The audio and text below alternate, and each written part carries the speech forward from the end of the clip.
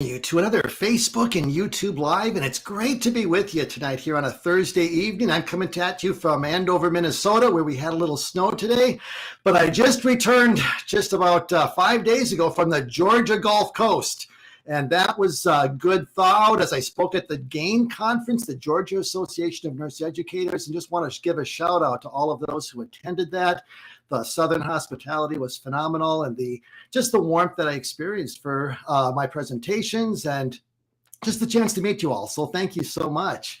And I just would love to know who's out there tonight. So, we have the chat wide open, and we're going to have a chance to ask questions of Dr. Cynthia Clark, who'll be joining us here shortly as we discuss incivility and the positive approach of what is civility and encouraging those communities of civility in nursing education as well as our workplace settings.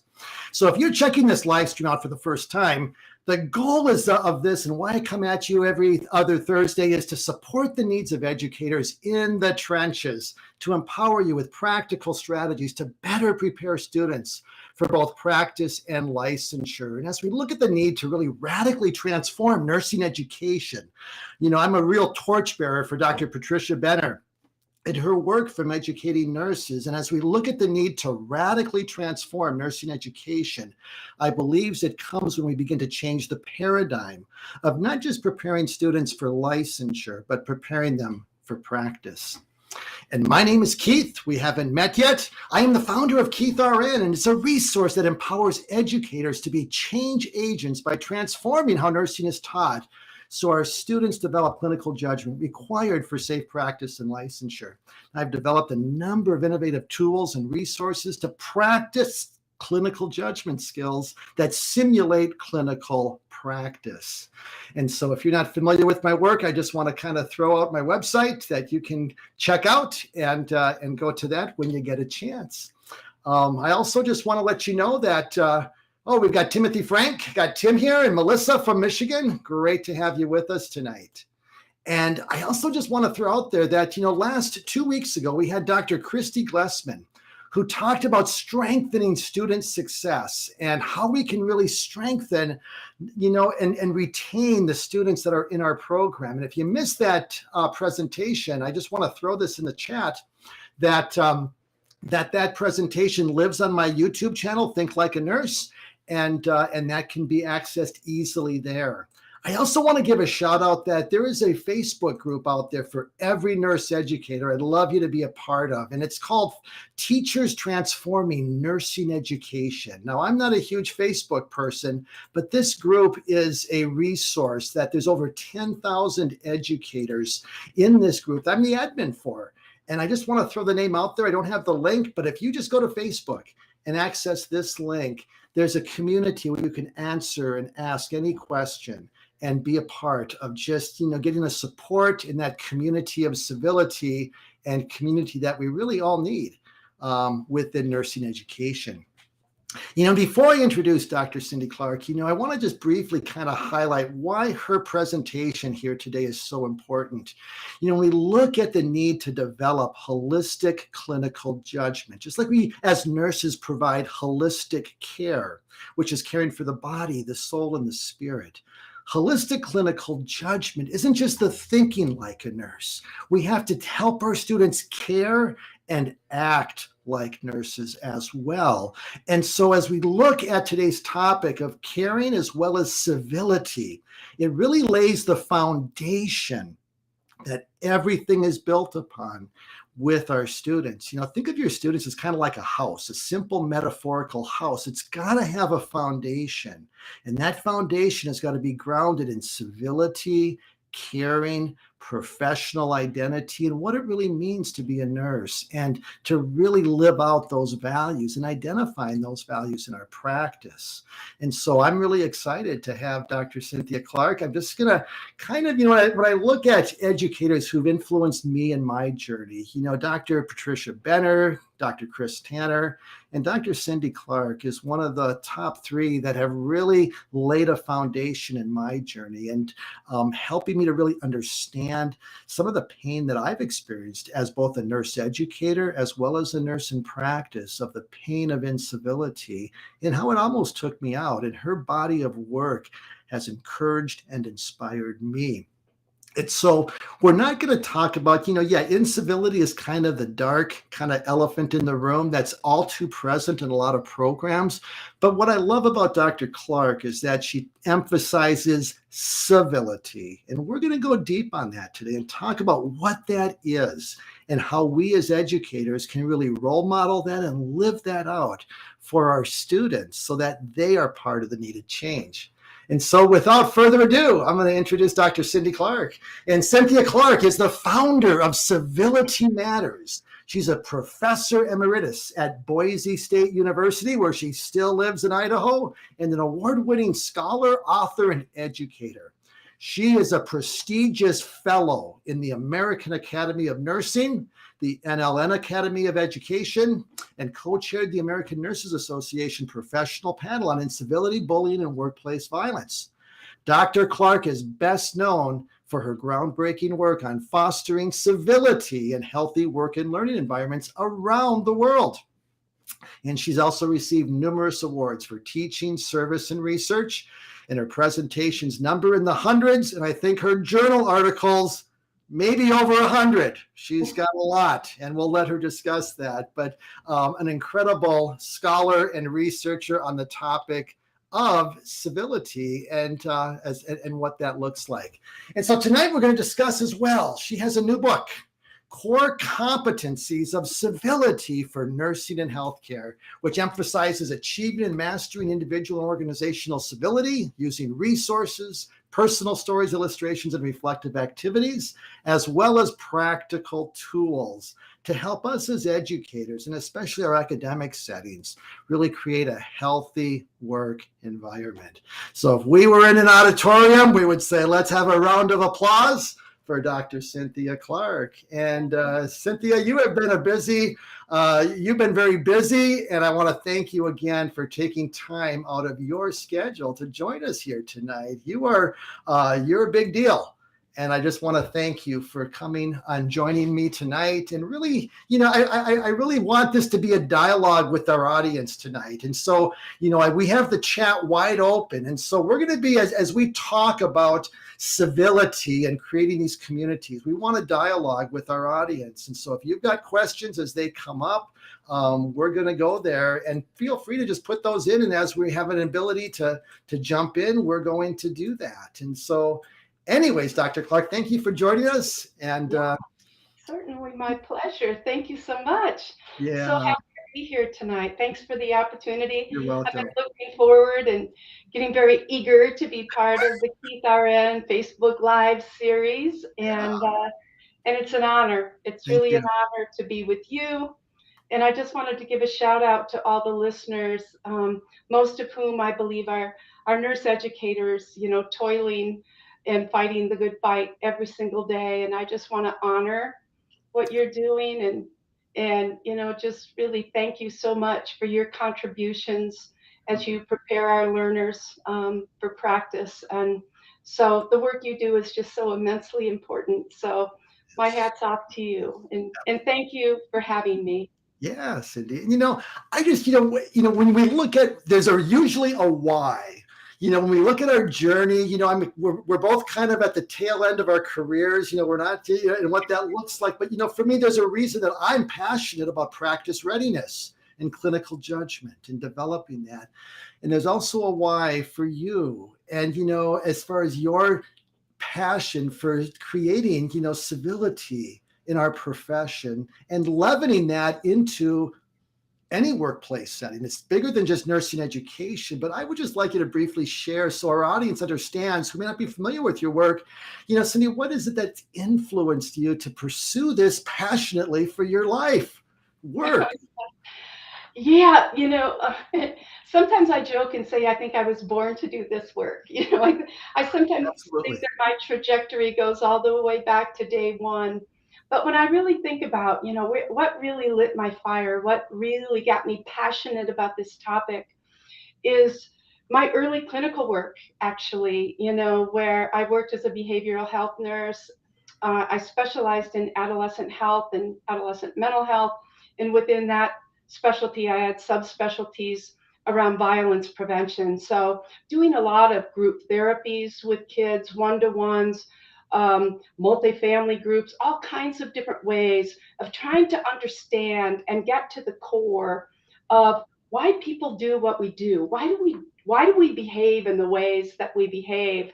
Um, and it just sparked an incredible interest in me working with kids that had had such a difficult path, and trying to really drill down and deconstruct um, what's going on. And later, certainly those early roots of my clinical practice, helped pave what's now like this 20-year trajectory of research where I almost can't stop myself.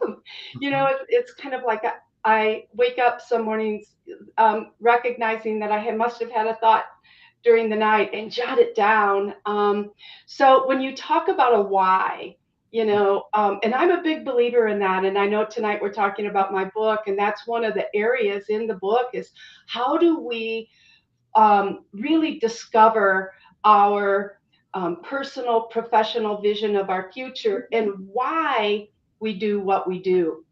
So, as nurse educators, we often know what we do, right? We educate people, and we maybe do clinical work or we teach health assessment. So, we know what and we know how we do it. Maybe we, teach in the sim lab, or we're in the clinical setting, or we're in the classroom.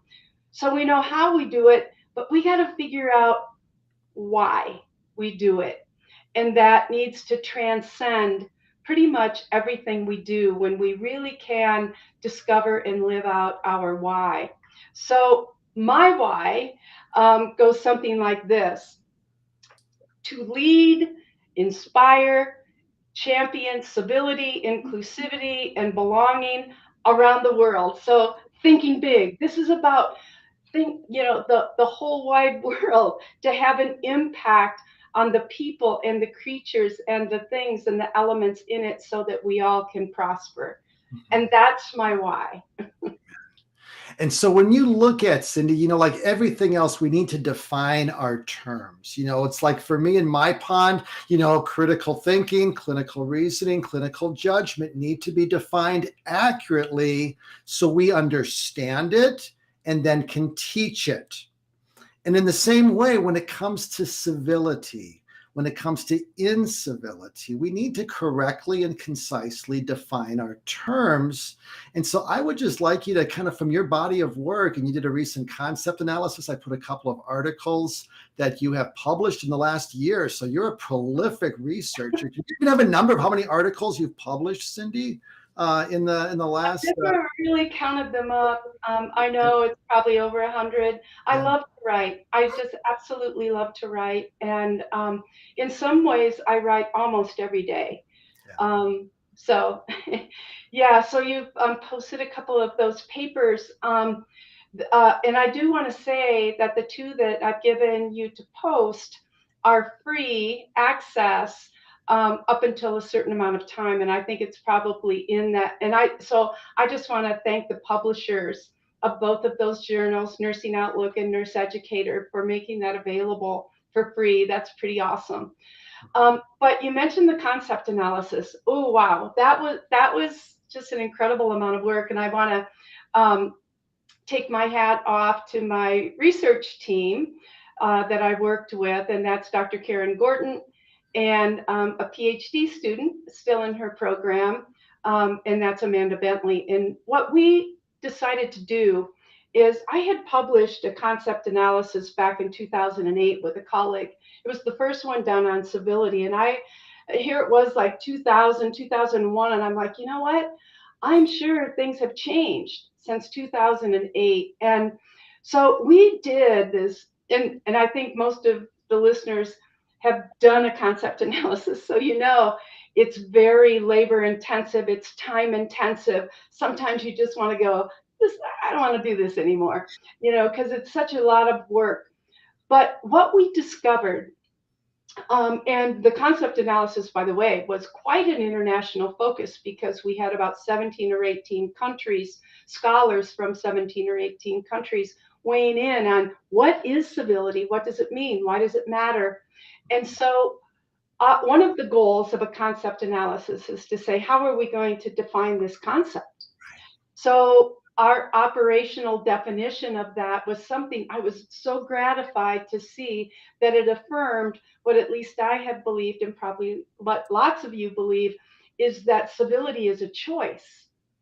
We choose, it's intentional about how we relate and engage. And we do that in a respectful and inclusive manner, because the end game is that we want to foster equity and belonging and respect and inclusivity and all of that, maybe particularly or especially during times that we disagree.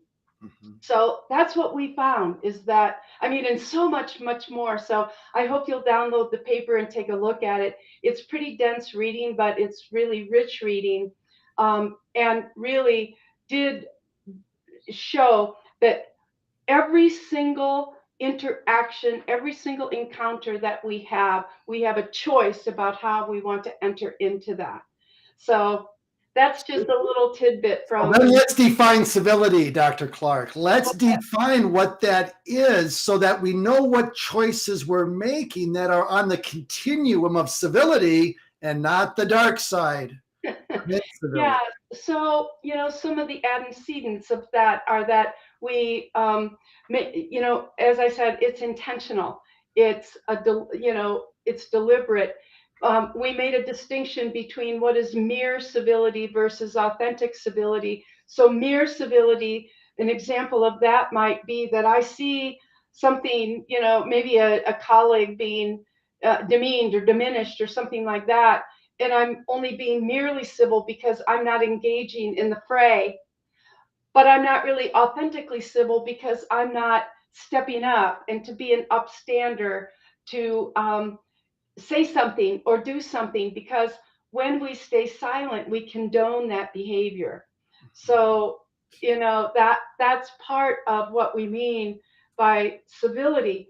It means being collaborative, collegial, being part of a team, having your back, you have my back, treating one another in a respectful way, stepping up, doing our part, pitching in, taking collective responsibility for the work that needs to be done, managing conflict in a constructive and respectful way.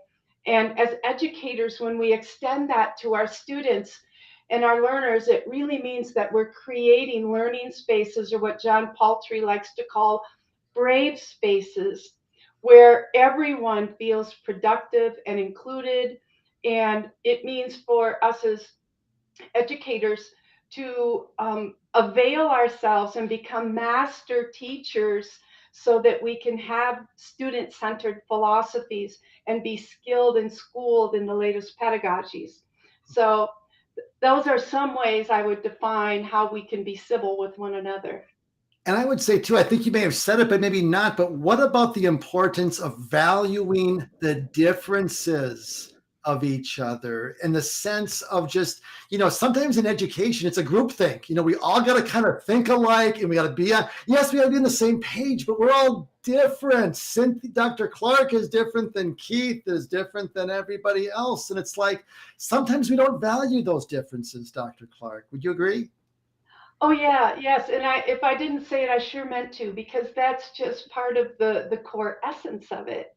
That and there are authors that, rather than calling conflict, like to call it controversy with civility. And some of the truths about that is that we're all going to have our own different perspectives about things, and it's that honoring of those perspectives where we can actually come together with courageous and important dialogue to be able to mend some of the the unhealthy aspects of our work environment. And so then let's kind of the continuum. We want to be focused on civility, Dr. Clark, but we start, there's also kind of a digression called incivility. And so when we are in a workplace environment, sometimes, what's the difference between somebody having a bad day and being a little short, abrupt, and incivility?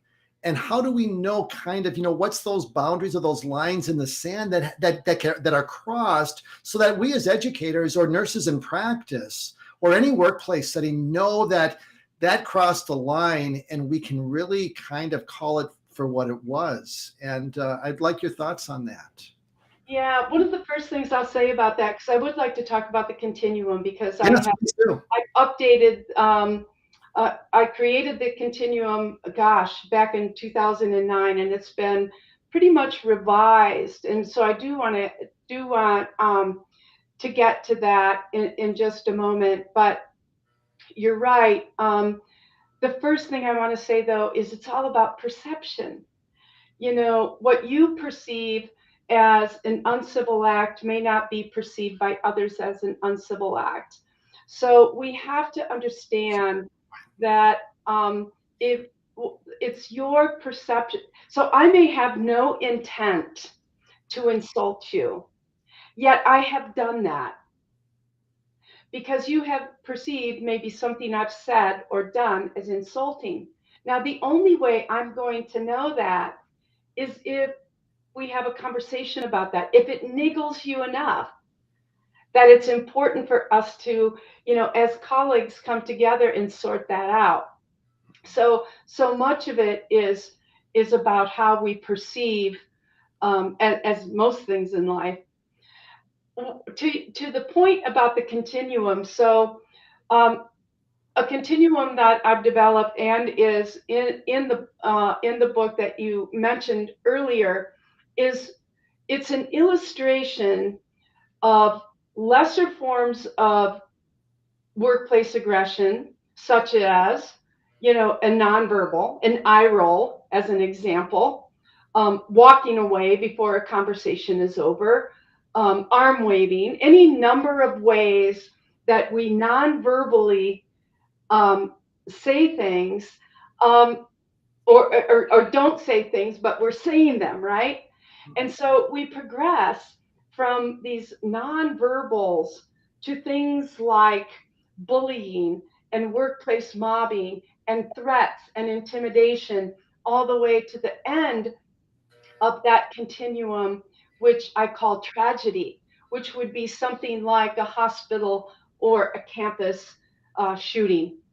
So within that, if you think about incivility being a lesser form, and that's what most scholars would suggest, that incivility is a range of lower intensity forms of aggression. But here's the thing: if they go unchecked, if we don't address them, then they can escalate along that continuum and create some real harmful or threatening situations.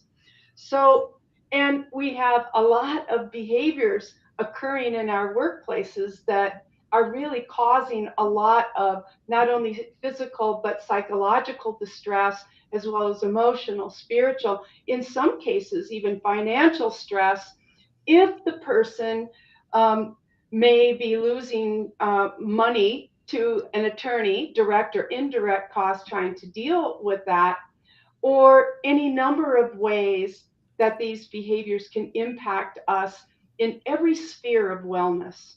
Mm-hmm. And we have a couple of questions here, Dr. Clark. Just talking about, Dana is asking, is there a subset of civility? And basically Barry talks about perception and cultural competence, if that's also kind of part of the equation. So any thoughts or comments on those two questions? Well, when you talk about subsets, if you look at the workplace aggression, for example, let's just take one example from that, and that is bullying. Okay, let's look at bullying, which is further along the continuum a little bit. And so what do we mean by bullying? Because you're right, we have to define the terms because different people define them differently. Yep. And so bullying is essentially repeated, persistent pattern of abusive behavior, not always, but almost always characterized by this, you know, um, uh, uh, person asserting real or perceived power over another person. And it's usually designed to intimidate, harass, cause, angst, and so forth. So you have these bullying behaviors, right? Within that, in the national study, I think you posted that. That was really interesting. So we just published that study not too long ago in Nurse Educator, and I'll just give a shout out to my research team, Dr. Tula Moralandis and Dr. Celestina Barbosa Leiker. And what we did is we set out to discover what is the state of civility and incivility in all those workplace aggressions occurring in nursing education? So we had about 11 or 1,200 respondents. It was a mixed method study, and it was very, very interesting because what we what we found, going back to this subset, is that we saw a lot of stories being told in the narratives about gaslighting. Now, this was interesting to me because certainly I had known about gaslighting, and I can define that for you in a moment. But in my own research over the course of these, couple of decades, I'd seen it about this much, and then all of a sudden in this particular study, we were seeing what I know to be a greater level of gaslighting. Now, gaslighting, as we think of subsets, is a more subtle or covert form of bullying.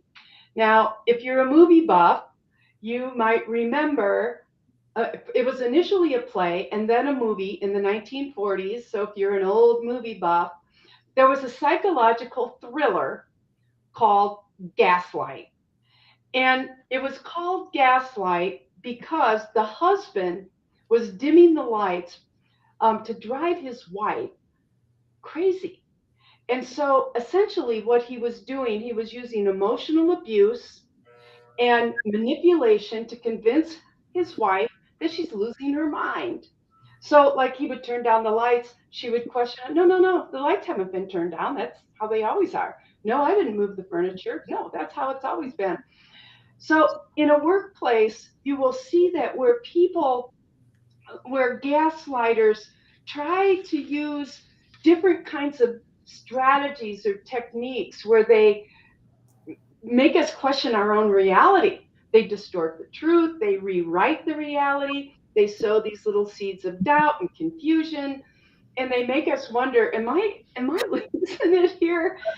And sometimes that happens to the extent that if they're really good, we start to believe the gaslighter. But here's another little caveat to that. If we address the gaslighter, so we confront that behavior, usually they're very defensive, they'll deny it, they'll say, no, you're crazy, or here's what you'll commonly hear: I was only kidding. Everybody agrees you have no sense of humor. And you're going, really? People say that about me, that I don't have any. So that's gaslighting. And I was seeing more and more of that coming up in in the uh, in the study. So anyway, Any thoughts on, kind of like the why, Dr. Clark? Why gaslighting now? Why is it more prevalent? And kind of the bigger question is, as we look at the effect of the pandemic, this increased stress that it's produced in our workplace settings, whether it be academic or practice, where are we going with some of these, the continuum? Where are we going? What do you see in the trenches, or what are you seeing in even your research? yeah. So this isn't an empirical finding because I have not studied it from a research perspective. So what I'm going to share with you now are just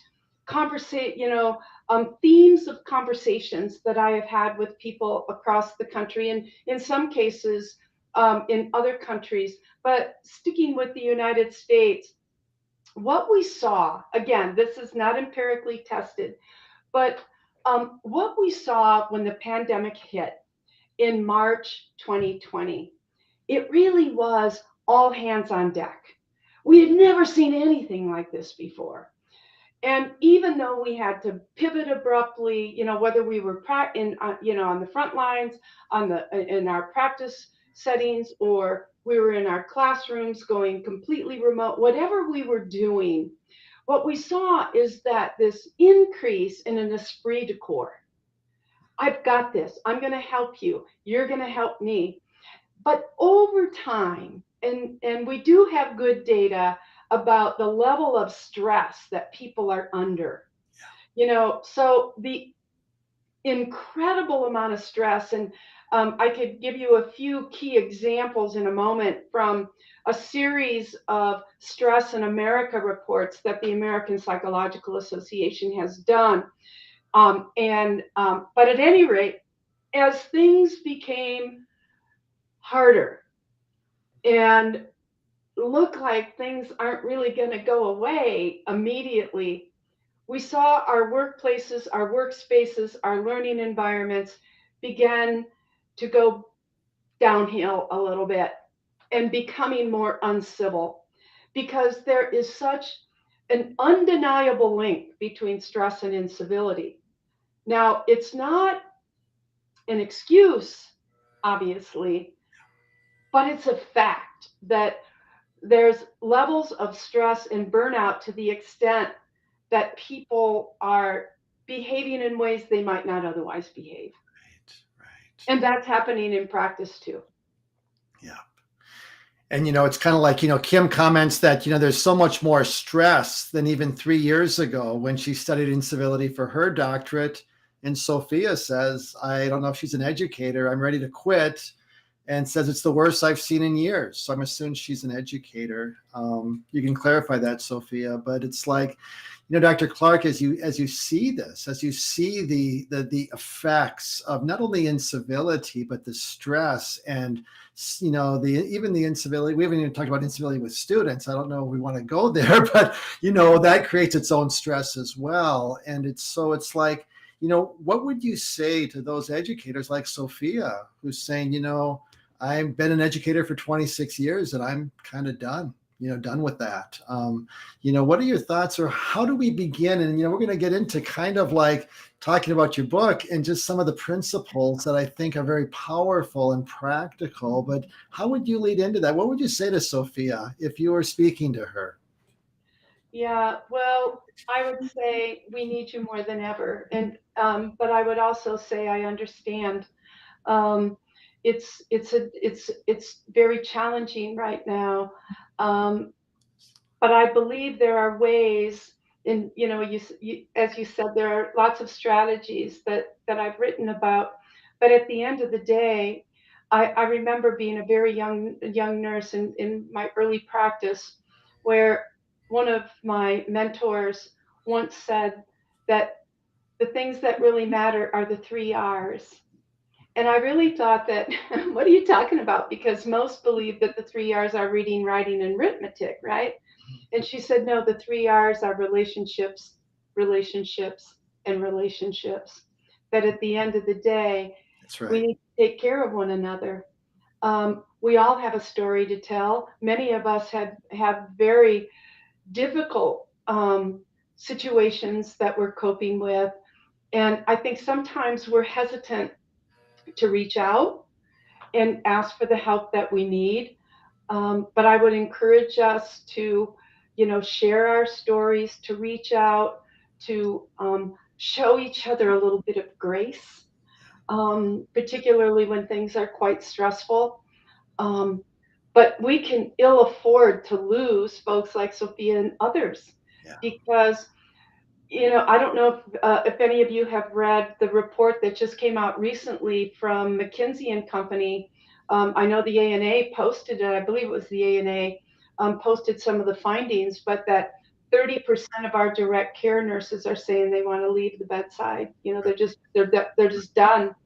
And what that means is, if you look at folks that are on the academic side of this, that creates quite a burden, because how on earth are we going to get enough folks, into the pipeline, and prepare them for practice, helping them do all the things you said in the introduction, Keith, about how do we help them think and behave and care like a nurse? How do we do that when we know we have a faculty shortage and we also have a shortage of clinical spaces for students to learn. So I know it's a conundrum. I know it's hard, but I believe we can do this together. I really do. I think there are strategies that we can employ.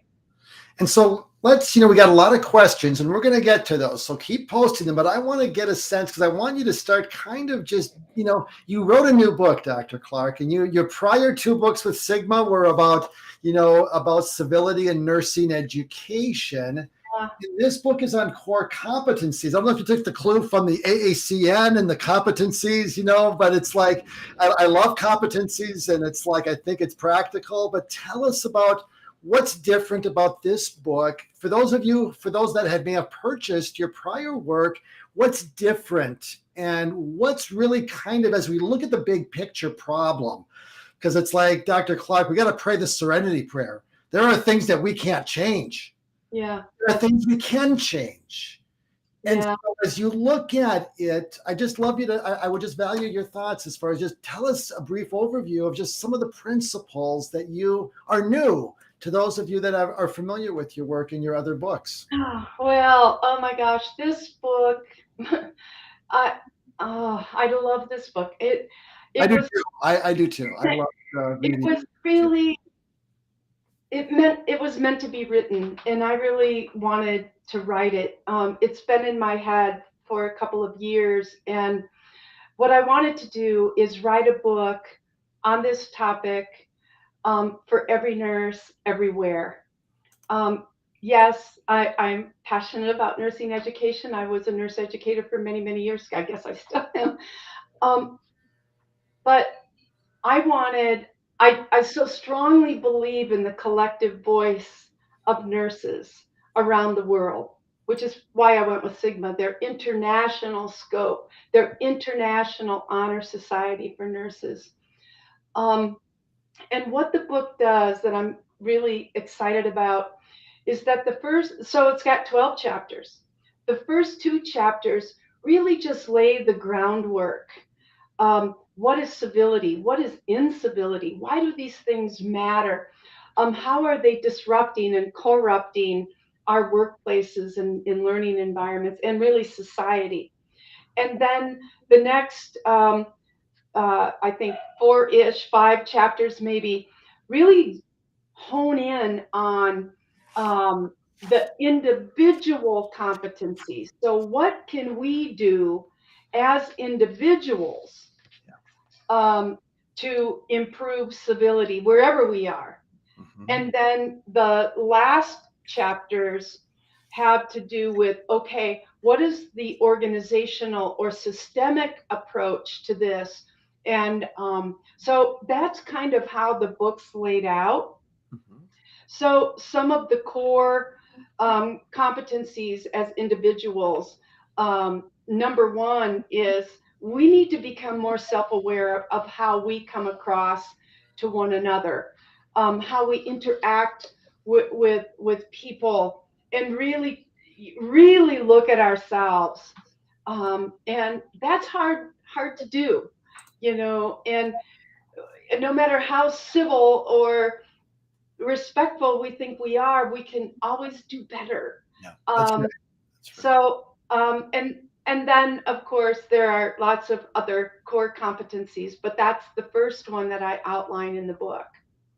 And so could you make that practical? So like, and when you look at just those individual things because that's what we can ultimately change, Dr. Clark, it's like, but that ultimately if we change and we have those conversations, we can be a positive leaven that can influence culture, that can influence our settings. And so, what are some practical strategies for those educators that are experiencing devaluing or disrespectful behaviors from students or from faculty colleagues? How do we begin? What's some practical approaches that as an individual, if we're being gaslit or some of those disrespectful behaviors and condescending types of remarks or nitpicking, and all of that, what are the ways that we can begin to be empowered to be able to be that needed change?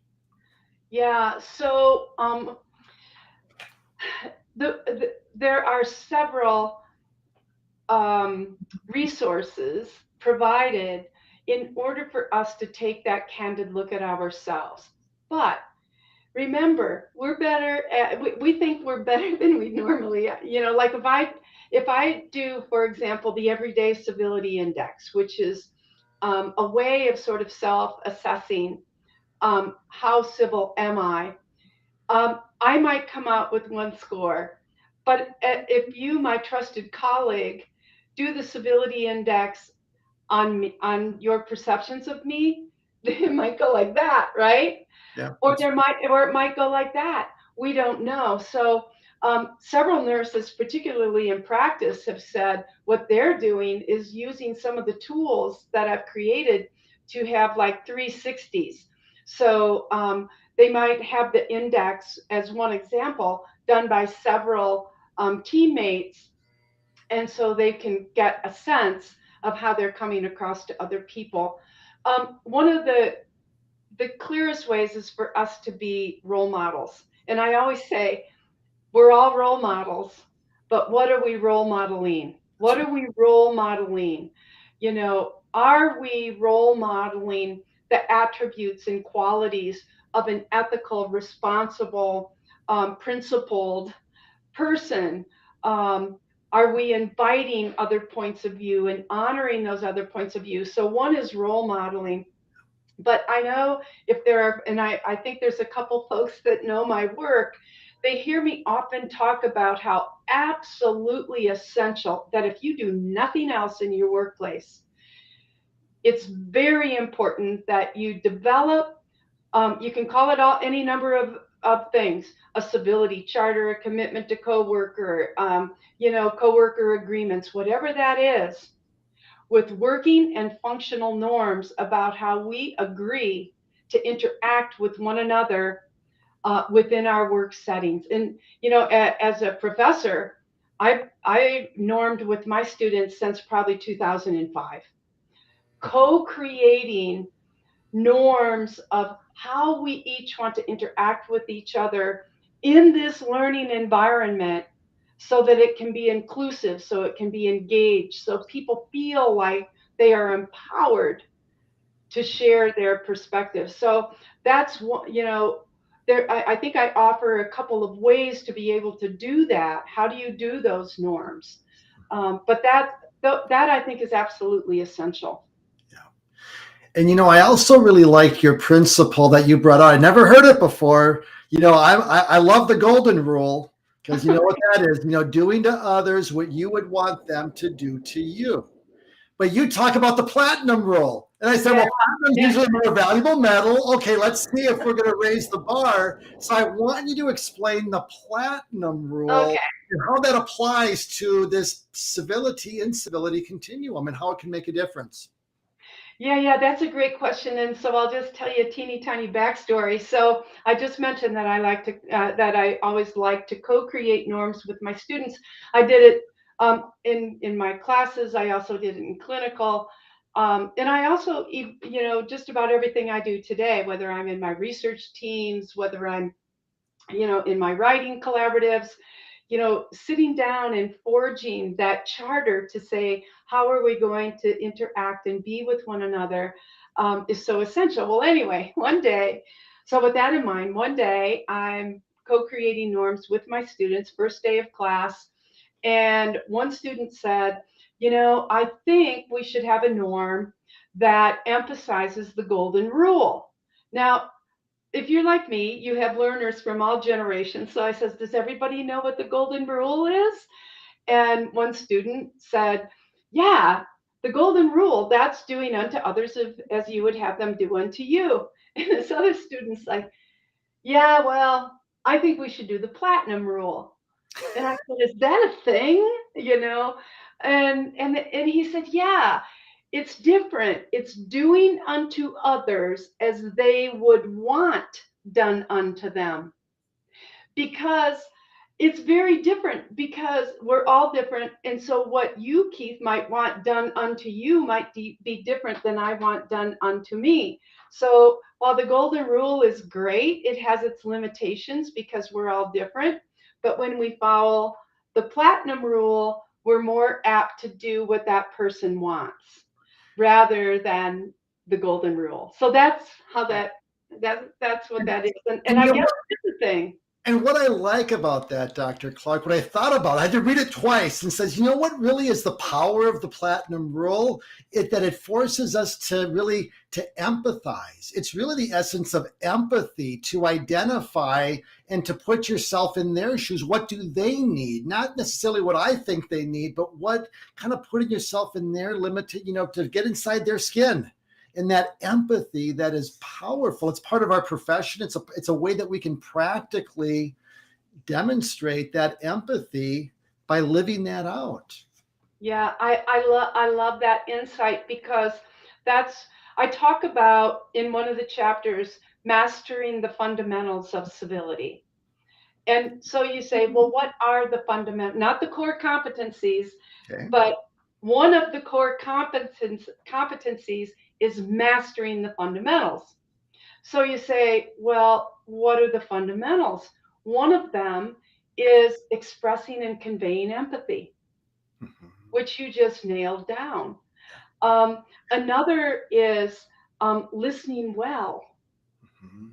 You know, there's a quote, and I can't quote it exactly, but it goes something like this, that listening well and giving that gift is almost akin to being loved to the extent that they're almost indistinguishable. So when we listen, so when you hear the platinum rule, you're thinking of empathy. Others often think about communicating, because I don't know how to implement the platinum rule if I don't know what it is you want. Right. So I need to ask you. Um, and we can ask each other two key questions in our workplace. One is, what am I doing? And to get feedback. So I might say, Keith, if you and I are trusted colleagues, what am I doing in the workplace that you want me to keep doing?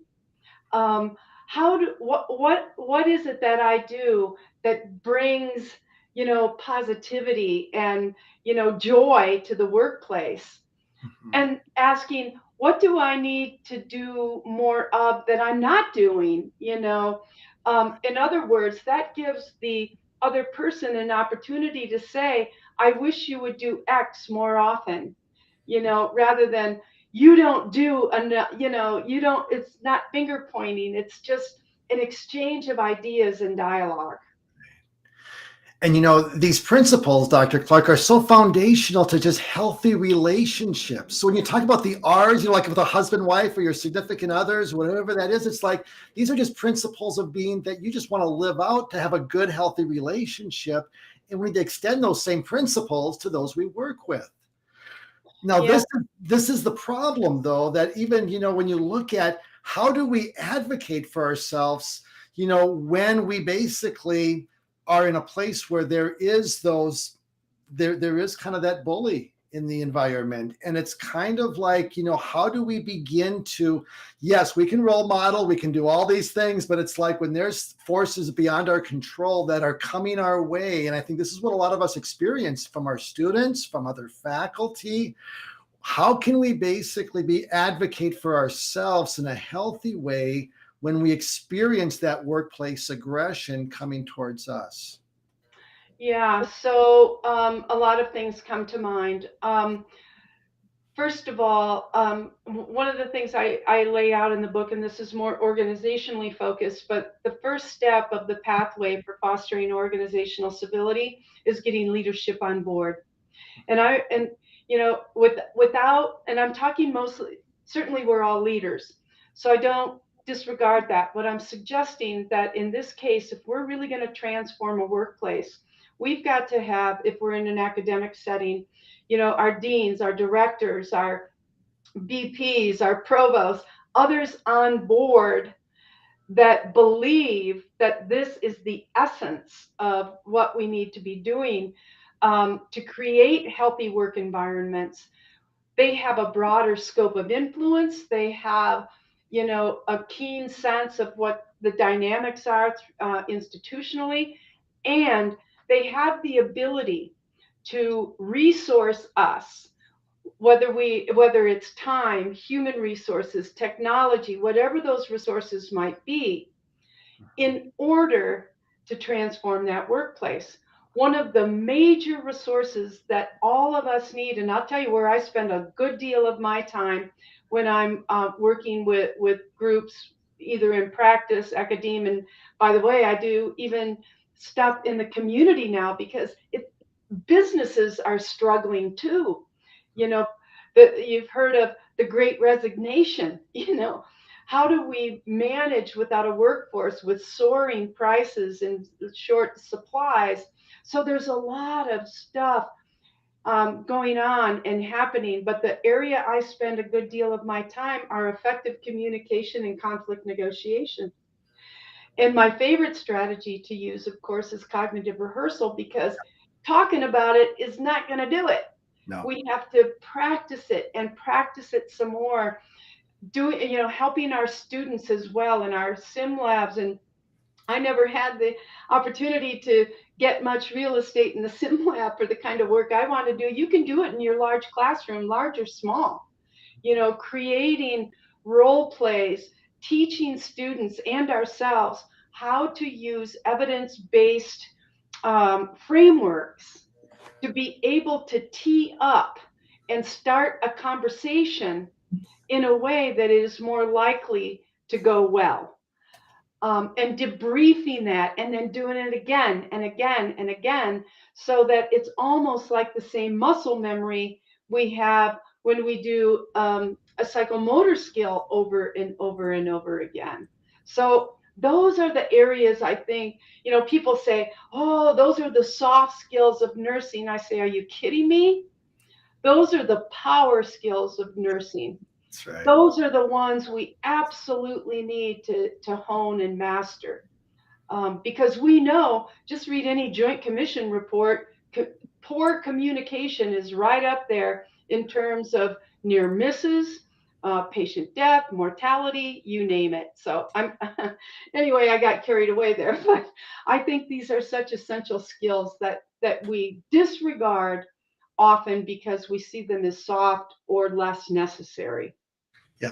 And I just put Griffin's original article in 2004 on cognitive rehearsal. It's a must for any educator. It influenced my journey, and it's that prepared response.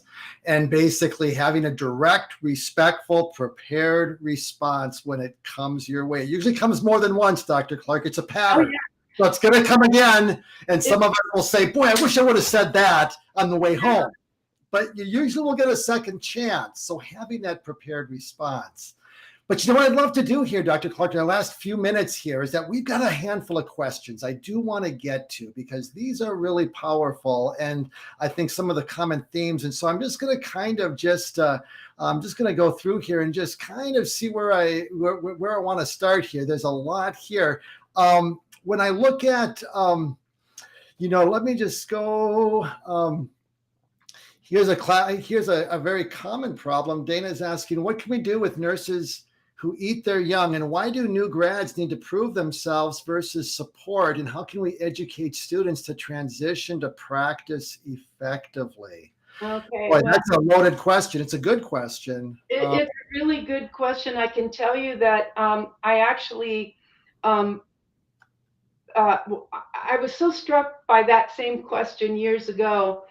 I did a study and I asked, I don't remember how many hundred it was, but they were nurse execs in practice. And then there were also educators. So I'm asking this broad range of people, essentially, what will it take for us to create healthy work environments? And overwhelmingly, there were lots of suggestions for how to do that, but two came to the top.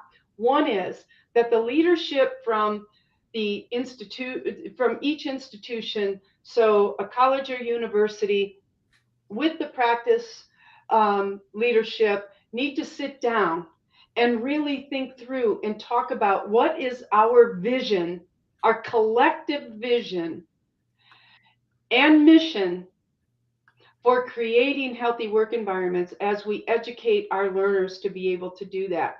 The second thing they said, once we know what our vision and mission is for creating healthy work environments collaboratively, then what we need to do is co-create curricula together and to help students learn in real time how to address challenging situations when they occur in the practice setting. Yeah, it's one thing we just talked about cognitive rehearsal, how to do that, but now the rubber meets the road because we're in real time with real people. How are we going to do that work? So I absolutely believe that that is essential for the leadership to come together initially, and then the rest of us to understand what our role is in educating our learners. Okay, I've got just a couple more questions, Dr. Clark. Tanya asked this question. It's a long question. I'm just going to kind of summarize it. So I'm just going to kind of, instead of short, I'm just going to summarize it. But what she's saying in this question is, in essence, the class doesn't get along. You got a gaslighter and someone who's persistently doing this, and now you've got strife. And so now instead of having a collegial environment, you basically had to separate them into a traditional classroom and using groups for assignments and activities. But it's like, how do you basically, when you have conflict, I think I heard you talk about co-creating norms as a group. Would you kind of, when you have kind of like you got one or two gaslighters that are unfortunately influencing some things, would you basically talk about those norms, Dr. Clark, or Yeah, as a student group? What would you advocate to Tanya? yeah, absolutely. So that's what's so great about them, that when things pop up, I can now sit down and have a dialogue with one of my students one-on-one, for example. Hey, Keith, remember when we all agreed that we wanted to become efficient, expert, excellent nurses, and that was our overarching aspiration, and we created our norms to reach that? Do you remember that, Keith? And as a student, you're going to say, yes, I do remember that. So now I'll be able to I'll say, that's great, because that's our starting point. Because we had that agreement, Yeah, as your teacher, I need to provide you with some feedback today on how that's not happening. yeah, yeah, And that the outcome, unless we, turn it around, could be, it could impact your grade or standing in the course. You know, I've got something to stand on, certainly in addition to my course outcomes and things like that, but the norms are just so great. yeah. And I got a couple questions here. Just a last one. I think we'll just have time for one more here tonight before we have to wrap it up. But basically, when you have someone who's defensive to constructive feedback, there's incivility and you're confronting it, and then they get defensive, or maybe it's a student who comes defensive, and you do that sandwich negative, the positive, the negative, the positive, wrap it up. But they don't respond, or Yeah. they become defensive. Do you have a specific strategy, Dr. Clark, for that? Well, I've been on the one to initiate. I've been on the end where someone has asked me. And so I think it might go like this. So let's say that you and I have a conflict. And I know it's going to be difficult, or you imagine it might be. I might even start with an email. Keith, I'd really like to get together to talk about our co-teaching the course and how that's impacting students. And I know it's going to be a challenging conversation. It's going to be challenging for me to bring it up, and I think it's going to be challenging for you to respond. When would be a good time for us to meet to discuss that? And give that email recipient, you, Keith, time to sort of think about that and giving you an opportunity to say, hey, I can meet, this time or this date. And I think then that does help set the stage for more, you know, um, constructive dialogue. Excellent, excellent.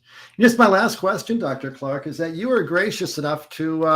I also have a textbook for students, and Yeah, it's yeah. called "Laying the Foundation for Professional Practice." It's kind of my Oh, Think Like a Nurse series, and when I lay the foundation in Volume One, where I'm talking about student success, and then the holistic care, then professional identity, and then Chapter 6 is titled "Choosing Civility." yeah. This is for our students and new nurses. You were kind enough to review that. I cited you extensively, but as you read it, reviewed it, what would you say that, from a student perspective, because my audience is now trying to help our students become more civil.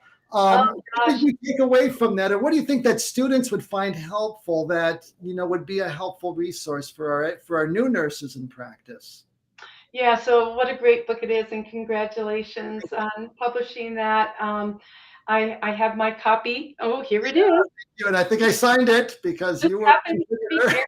here. But yeah, so specific to that, so I love the whole book, but that chapter, of course, is near and dear to my heart.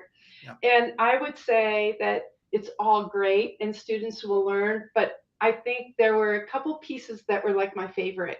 Okay. And the one, I think it was called Practical Civility. I loved it, where you laid out certain scenarios and asked students to reflect on how they would, respond to those. And then the pause and reflect exercises too. Right. So Yep. And those just reflect that. awesome work. So Thank you. congratulations. Thank you. And I'm going to kind of close it with just I'm going to put a couple of your resources out there in the link here. So I'm going to put in both. You've got a couple of things to follow up with. You have got the book, Core Competencies of Civility, and that's the Sigma website. And also you have a website called Civility Matters. And so I want to just commend educators to that resource as well. Do you have blogs? I mean, what's on the website, Dr. Clark, that educators would find helpful? Oh, lots of resources, empirical instruments, different things like that. And so you're welcome to log on. It's not big bells and whistles. It's pretty straightforward, but I think you'll find it helpful. Awesome. Awesome. And I'm just going to share, basically, the resource that I have for students in the Think Like a Nurse series. It's going to be coming out for publication for purchase in April. Pre-publication starts next month. It's just being developed. So this is it's still in my garage, Dr. Clark, these boxes of books. But I only have the first volume printed, not volume 2 and 3 that are coming. And so the first one, like I said, focusing on the caring. Volume 2 is on the knowledge base, and volume 3 is on the clinical judgment skills. And so I want to just kind of let educators know what's coming, and that's going to be a very helpful resource to develop that holistic clinical judgment to prepare our students for practice. But in closing, I want to give them that you are okay with educators contacting you, correct? So if they have questions, some of them may have had a question that didn't get answered. I think I did my best.